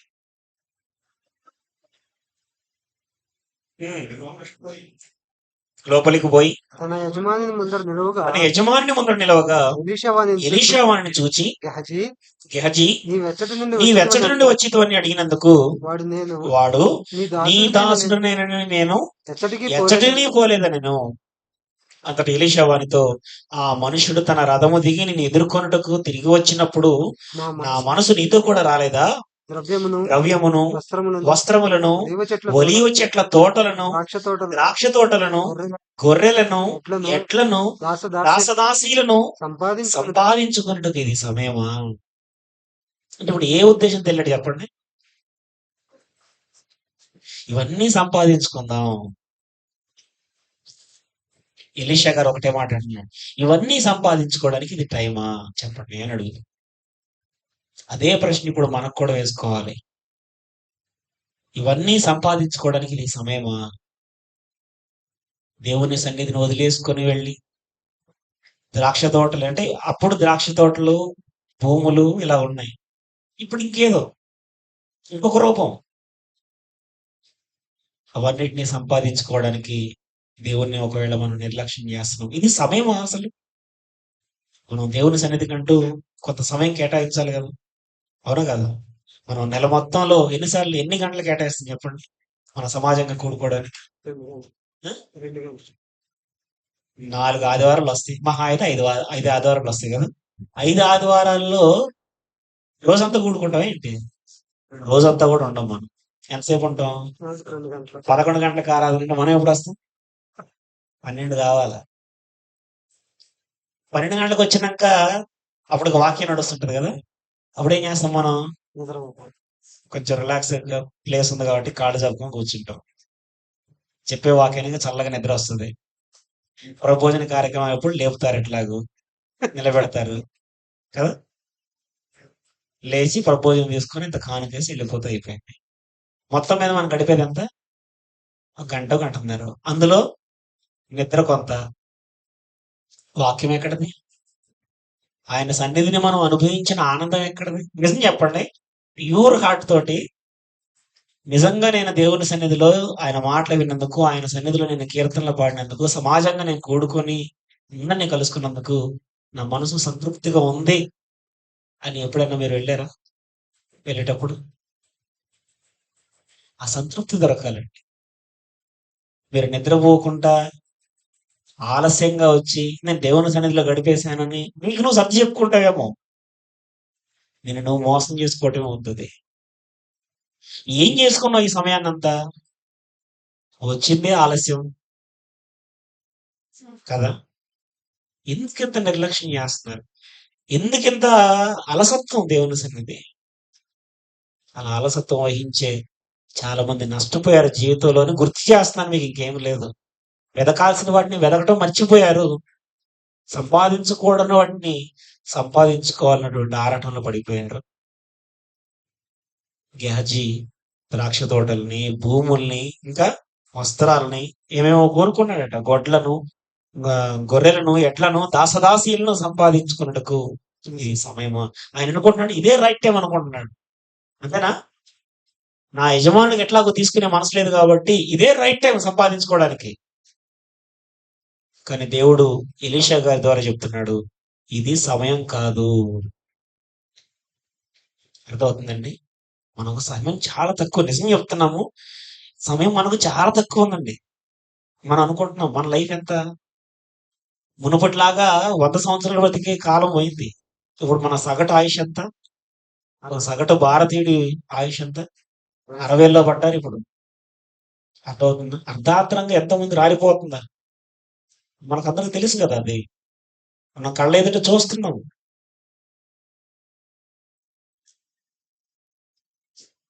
ఇంత కళ్ళ ఎదుట ఇన్ని సాక్ష్యాలు మనకు కనబడుతున్నా ఇంకా జీవితం మీద మనం ఏదో వ్యామోహం మెచ్చుకుని బ్రతికితేలాగా.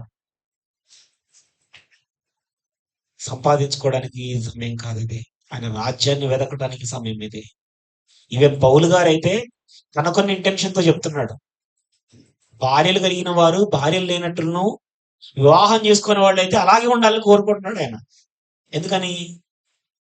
పెళ్లి చేసుకుంటే భార్యను ఎలా సంతోషపెట్టాలో, భర్తను ఎలా సంతోషపెట్టాలని ఆలోచన చేస్తారు. ఇప్పుడు మనం ప్రభువును సంతోషపెట్టడానికి సమయం లేదు మనకు. అంత కొద్ది టైంలో బ్రతుకుతున్నాం మనం. కాబట్టి భార్యలు కలిగిన వారు భార్యలు లేనట్టుగా ఉండండి, భర్తలు కలిగిన వారు భర్తలు లేనట్టుగా అంటే లేనట్టుకంటే తెల్లటి వస్త్రాలు ధరించుకొని ఇట్లా ఆ ఉద్దేశంతో కాదు. మళ్ళీ అది లేనట్టుకంటే వాళ్ళను సంతోషపెట్టడం కంటే ఎక్కువగా ప్రభువును సంతోషపెట్టాలనేటువంటి మనసు కలిగి ఉండాలి అన్నదని భావం.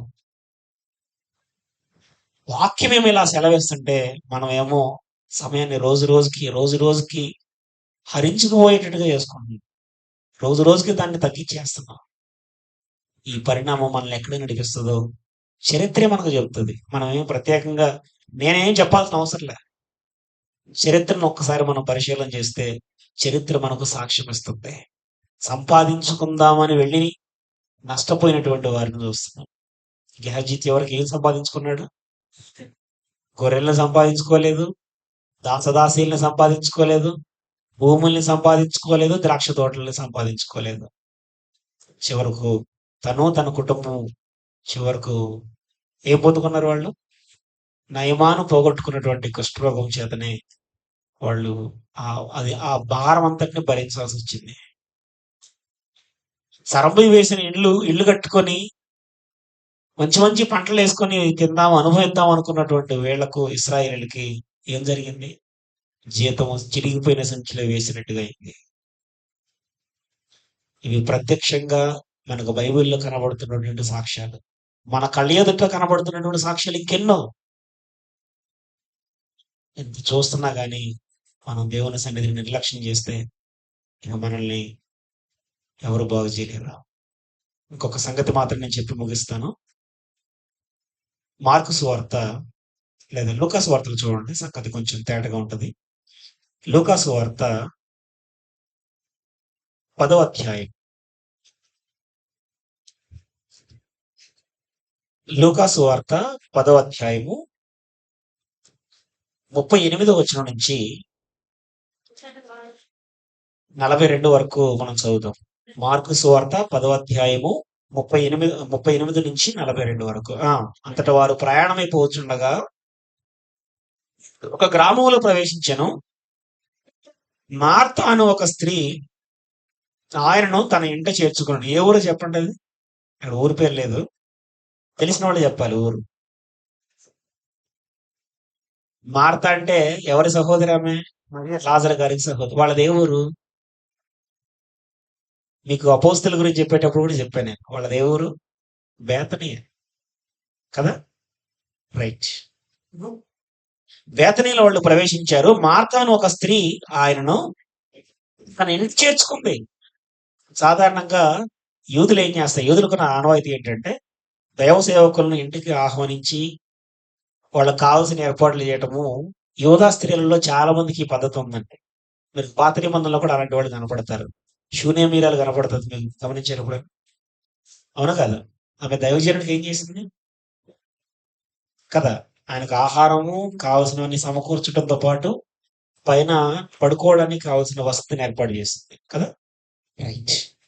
అలాగే మార్త కూడా ఏం చేసిందంటే యేసుప్రభు వారిని బోధకుడిగా అంగీకరించి ఆయనను తన ఇంటి చేర్చుకుంది. చేర్చుకున్నప్పుడు ఆమెకు మరియాను సహోదరి ఉండెను. ఈమె యేసు పాదముల యొద్ద కూర్చుండి ఆయన బోధ వినుచుండెను. ఇప్పుడు యేసుప్రభు వారు అక్కడికి వెళ్ళినప్పుడు యేసుప్రభు వారు ఏం చేస్తున్నారు? ఇంట చేర్చుకున్నప్పుడు బోధ చేస్తున్నాడు. ఎవరింట? ఎవరింట బోధ చేస్తున్నాడు? ఎవరింట? మార్తింట. ఆమె సహోదరి ఎవరు? మరియా. ఎవరు వింటున్నారు ఇప్పుడు అక్కడ ఉపదేశాన్ని? మరియ ఉపదేశం వింటుంది. వింటుండగా 40 వచనం, మార్త విస్తారమైన పని పెట్టుకొనుట చేత తొందరపడి ఆయన ఎద్దుకు వచ్చి, ప్రభువా, నేను ఒంటరిగా పని చేయుటకు నా సహోదరి నన్ను విడిచిపెట్టినందున నీకు చిత్తలేదా? నాకు సహాయం చేయమని ఆమెతో చెప్పమని. ఇప్పుడు యేసుప్రభు వారు ఏం రికమెండ్ చేస్తుంది? నేను ఒంటరిగా ఎంత పని పెట్టుకొని ఉంటే ఆ సహోదరిని నీ పాదాల దగ్గర కూర్చోబెట్టుకొని ఉపదేశం చేస్తావా? ఆమెను కూడా పంపిస్తే తొందరగా పని అయిపోద్ది కదా! అప్పుడు యేసుప్రభు వారు ఆమెతో మాట్లాడుతున్నాడు. అందుకు ప్రభు, మార్తా, మార్తా, నీవు అనేకమైన పనులను గురించి విచారము కలిగి తొందరపడుచున్నావు గాని అవసరమైనది ఒక్కటే. ఏంటి అవసరమైంది? అవసరమైనది ఒక్కటే. అక్కడ కొన్ని అన్నాడు. నువ్వు అనేకమైనటువంటి పనులను గురించి విచారం కలిగి ఉన్నావు, తొందరపడుతున్నావు, కానీ అవసరమైనది ఒక్కటే. మరియా ఉత్తమమైన దాన్ని ఏర్పరచుకొనెను. ఏంటి ఉత్తమమైంది ఇప్పుడు అక్కడ? పని. పని చూస్తే చాలా ఉంది. మరి ఉత్తమమైనది ఏంటి? వాక్యం వినడం. ఆయన పాదాల దగ్గర వాక్యం వినడం. ఏది ఉత్తమమైనది అని చెప్తున్నాడు యేసుప్రభు వారు? ఆడ పనులు చేసుకోవద్దండి, ఇల్లు అట్లే వదిలేసుకోమంటారా? ఇల్లాలు చెప్పాలి. పనిదిలో వదిలేసుకోమని కాదు దాని ఉద్దేశం. వాక్యం నీ దగ్గరకు వచ్చినప్పుడు నీ ప్రాధాన్యత వాక్యానికే ఉండాలి, ఇంటి పనుల కోసం కాదు. ఏది ఉత్తమమైనదో అది యేసుప్రభు వారు తెలియజేస్తున్నారు. మరి ఇది ఉత్తమమైనదని యేసుప్రభు వారి నోట మనకు తెలియపబడిన ఈ మాటను బట్టి ఇది ఉత్తమమైనదని ఎంతమంది గ్రహించారు? వాక్యము, ఈ వాక్యము ఉత్తమమైనదని, ప్రశస్తమైనదని దీన్ని గ్రహించుకొని ఉత్తమమైన దీనికోసం పనులన్నిటిని విడిచిపెట్టి వచ్చిన వాళ్ళు ఎంతమంది? మార్తలాగా పనులు పెట్టుకొని ఆలస్యంగా వచ్చిన వాళ్ళు ఎంతమంది? ఏది నీ ప్రాధాన్యత? దేనికోసం నీ ప్రాధాన్యత? వాక్యం కోసం మనం ఇచ్చే ప్రాముఖ్యత ఎక్కడ? ఏ పని వదిలేసుకొని వచ్చా? నీ డ్యూటీ ఆగలే, నీ తిండి ఆగలే. నువ్వు వచ్చేటప్పుడే మళ్ళీ మధ్యాహ్నానికి సరిపడా భోజనం సిద్ధం చేసుకుని వచ్చారు కదా. చాలా మంది అలాగే వచ్చారు కదా. చేసుకోవద్దని నేను అంటలేదు, చేసుకోవచ్చు. నీకు ఒకవేళ వాక్యముతో నువ్వు నడవాలనుకున్నప్పుడు, వాక్యం వినాలి అని నీకు ఆలోచన కలిగినప్పుడు నువ్వు తొందరకడలే, నీ పనులన్నింటినీ త్వరగా ముగించేసుకో. మనం గతంలో అలా చేయలేదా? మనం ఇక్కడ కూడికలు ఏర్పాటు చేసాము, 2 రోజులు సభలు ఏర్పాటు చేసాము. సభల్లో కూడా మనం కూర్చోవాలని ఆలోచన చేసుకున్నప్పుడు ఏం చేసాము? అర్ధరాత్రికి 2 గంటల దగ్గర నుంచి లేచి వంటలు సిద్ధం చేయలేదా? ఎందుకు అలా చేసాము? లేదు, నేను దేవుని సన్నిధిలో కూర్చోవాలని మాటలు వినాలి. శ్రద్ధ కలిగినప్పుడు అలాంటి పనులు చేస్తామండి. శ్రద్ధ లేనప్పుడు ఏం చేస్తామంటే, ఇలా ఆదివారమే కదా, ఇప్పుడే కదా అందరు ఇంకా వచ్చి ఉంటారేమో, పాటలు అయిపోవాలిగా, వాక్యం అప్పుడు పోదాంలే, ప్రబోజనం కదా ఇంపార్టెంట్. చాలా మందికి ఇది కూడా ఉందండి. ఆదివారం అంటే ప్రబోజనం కదా ఇంపార్టెంట్, అప్పుడు పోదాంలే. ఈ అలసత్వము మనల్ని ఎక్కడ నడిపిస్తుందో ఆలోచన చేసుకోవాలి. ఆయన వాక్యం వినకుంటే మనలో ఆయనకు సంబంధించినటువంటి జీవన విధానం మనకి ఎట్లా వస్తుంది చెప్పండి? ఆయన ఆత్మ మనలో పనిచేయాలంటే పనిచేసేటువంటి మార్గం వాక్యం ద్వారానే కదా, ఆయన మాట ద్వారానే కదా. అలాంటి ఆయన మాటని మనం వినలేకపోతే యేసు ప్రభు వారికి కలిగినటువంటి మనసు మనలో ఎలా వస్తుంది చెప్పండి? ఆ జీవన విధానం మనలోకి ఎలా వస్తుంది? అర్థమవుతుందా? ఇంకొక మాట ఉపయోగపడతారా? ఇంకొక మాట మత్తయి సువార్త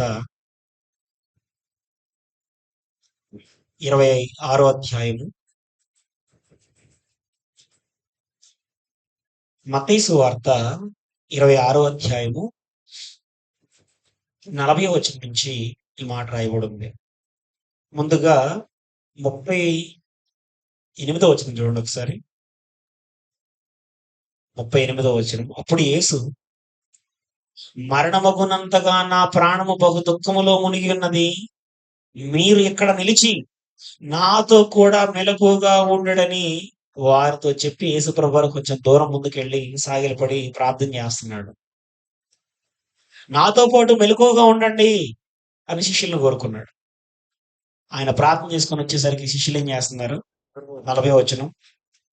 ఆయన మరలా శిష్యుల వద్దకు వచ్చి వారిని తిరిచక చూచి, ఒక గడి అయినను నాతో మేల్కొని ఉండలేరా?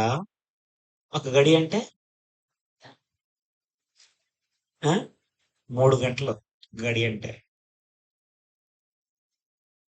సుమారు అంటే ఎగ్జాక్ట్ లెక్క కాదు. ఒక గడి అంటే సుమారు 3 గంటలు అనమాట. మేల్కొని ఉండలేరా? చాలా మంది రాత్రిపూట మొబైల్ ఫోన్లు చూసుకుంటా 12 అయినా నిద్రపోరు, 1 గంట అయినా నిద్రపోరు కదా. వాక్యం దగ్గరకు వచ్చేసరికి మాత్రం చిట్టుకుని అదేదో మంత్రం వేసినట్టు నిద్ర వస్తుంది. నేను నిజం చెప్తున్నాను. మంత్రం ఏదో నిద్ర మాత్రం వేసినట్టే నిద్రపోతుంటారు. యేసుప్రభు వారు అంటున్నారు, మెలుకొనండి అని చెప్పేసి వెళ్ళాడు. వచ్చేసరికి వాళ్ళు నిద్రపోతున్నారు. అప్పుడు యేసుప్రభు వారు అంటున్నారు, ఒక్క గడి అయినను మీరు మేల్కొని ఉండలేరా? మీరు శోధనలో ప్రవేశించుకున్నట్లు మెలకుగా ఉండి ప్రార్థన చేయండి. మెలకుగా ఉండి ప్రార్థన చేయాలి. ఎందుకోసం మెలకుగా ఉండాలి? శోధనలో ప్రవేశించకుండా ఉండడం కోసం. అర్థమవుతుందండి? మరి దేవుని వాక్యాన్ని మనం నిర్లక్ష్యం పెట్టి నిద్రపోతే మనం శోధనలో ప్రవేశించడం సులభమైతే కాదు. సులభంగా మనం శోధనలో ప్రవేశిస్తాం. ఆయన వాక్యం మనలో పనిచేయదు. ఇంకప్పుడు ఒక్క గడియ కూడా మేల్కొని ఉండలేరా? అంత నిద్రకు తీసిపోయినారండి. నిజం చెప్పండి. అంత నిద్రకు వాసిపోయినారా? ఒక గంట సేపు కూడా ఆయన వాక్యం వెళ్ళని స్థితిలో ఉన్నారు. ఏ త్యాగం, నిద్ర త్యాగం చేయరు, ఆహారం త్యాగం చేయరు, సమయం త్యాగం చేయరు, ఇంట్లో చుట్టాలకి బంధువులు దేన్ని త్యాగం చేయరు. మీకు దేవుని రాజ్యం కావాలి, ఎట్లా వస్తుంది చెప్పండి? దేవుని రాజ్యం అయితే కావాలి, ఏ మాత్రం వదులుకో. ఎట్లా వస్తుంది? ఇద్దరు యజమానులకు ఒకటే టైంలో నేను దాసులుగా ఎట్లా ఉండగలను? సాధ్యపడదండి. ఏదన్నా ఒకటే.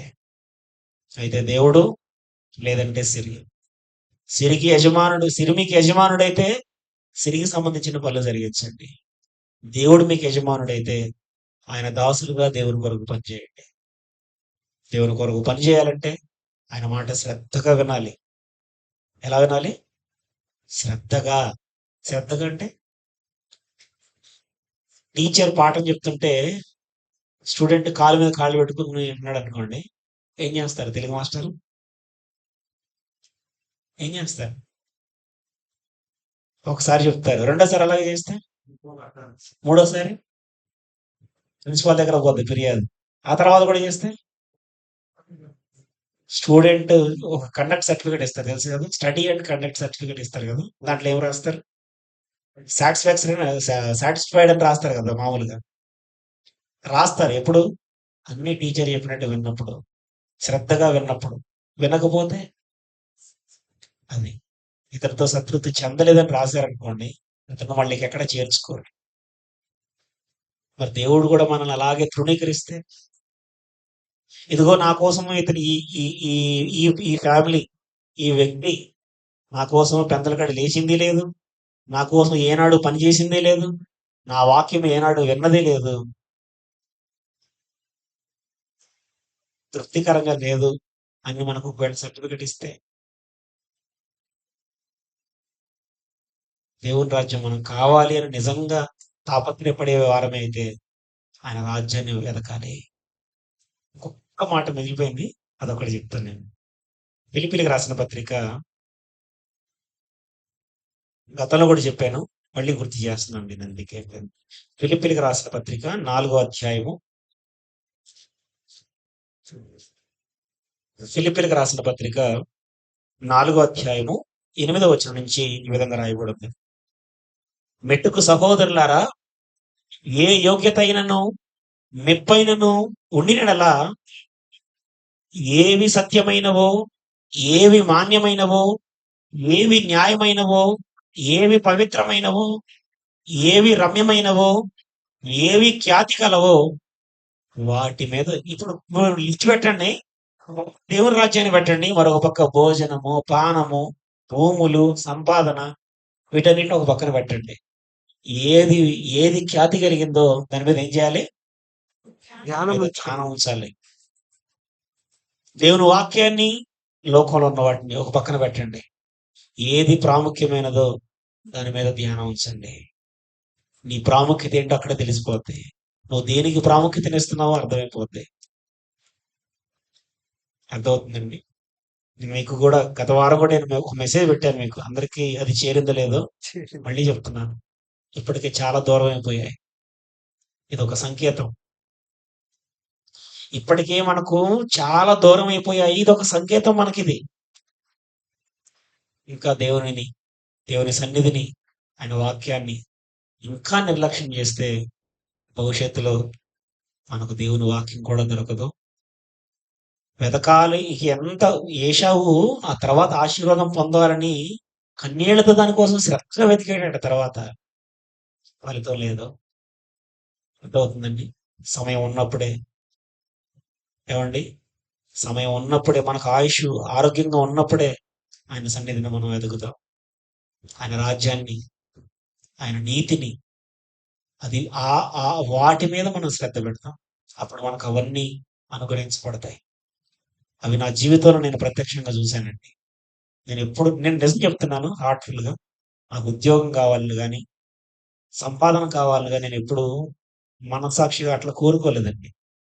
ఎలాగైనా సరే దేవుని సన్నిధిలో ఉండాలి, అదొక్కటి మాత్రం నా మనసులో బాగా ఉంది. దేవుడు అలా నిలబెట్టాడంతే. మనం ఎప్పుడు దానికోసం శ్రద్ధ పెట్టుకోకూడదండి. మనం ఎప్పుడైతే అది కోరుకుంటామో అవి మన నుంచి దూరం అయిపోతాయి. ఇప్పుడు దగ్గర కావచ్చేమో, రాబోయే కాలానికి అవన్నీ మనకు దూరం చేసుకోవద్దు. ఉన్నంత కాలం, కొద్ది కాలం బ్రతకొచ్చేమో. మహా అయితే మన సంవత్సరం, ఈ సంవత్సరమే కావచ్చేమో ముగింపు, రాబోయే సంవత్సరం రావచ్చేమో కదా. ఉన్న కొద్ది కాలాన్ని దేవుని సన్నిధిలో గడుపుతాం, దేవుని సన్నిధిని లక్ష్య పెడతాం. యజమానుడైతే ఆయనకు రావాల్సిన ఘనతను మనము ఇద్దాం. అదవుతుందండి. మలాకి గ్రంథం 1వ అధ్యాయం 6వ వచనంలో ప్రశ్నలు వేస్తాడు. నేను తండ్రినైతే నాకు రావాల్సిన ఘనత ఏమాయను, నేను యజమానుడనైతే నాకు రావాల్సిన ఘనత ఏమాయను అని ప్రశ్న వేస్తున్నాడు. ఓకే, ఆ ప్రశ్న నేడు మనకు కూడా వర్తిస్తుంది. ఆ ప్రశ్నలు మనం కూడా వేసుకొని ఆయన ఎక్కడ కనపరుస్తున్నాం, ఎక్కడ ఘనహీనంగా ఆయనను చూస్తున్నాం, ఆయన మనం యజమానుడిగా నిజంగా స్వీకరించామా, యజమానుడిగా ఆయన కోసం మనము బాధ్యత కలిగి బ్రతుకుతున్నామా, ఆయన దాసులుగా మనం పనిచేస్తున్నామా లేదా, మన మనసాక్షితో ఒకసారి మనం ప్రశ్నించుకొని మన జీవితాలను దిద్దుకోవాలని.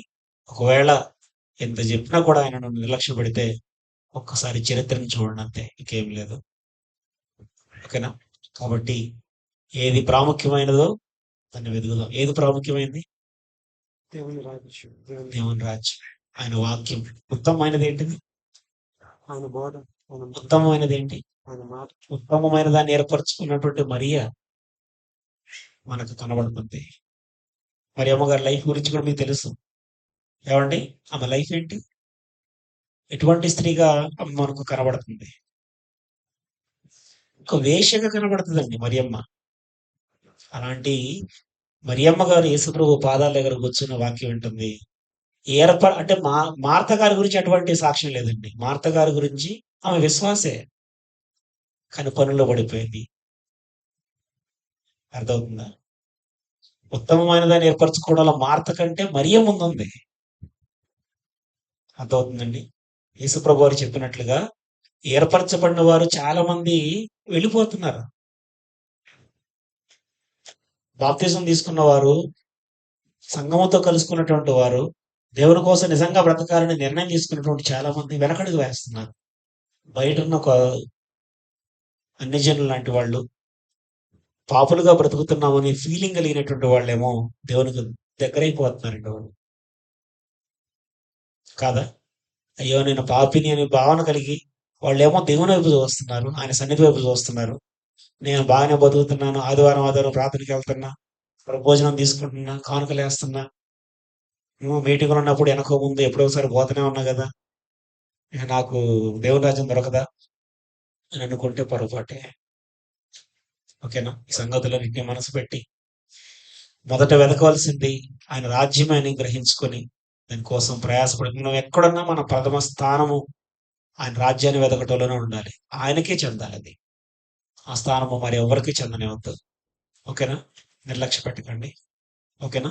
ఈ వాక్యము దేవుడు మనందరి హృదయాల్లో, ఇంక్లూడింగ్ మీ, నాతో సహా, నేనేదో దీనికి మినహాయింపే కాదండి, అందరం దీంట్లో ఎంతో కొంత పాలివారమే, నిర్లక్ష్యం చేసిన వారమే.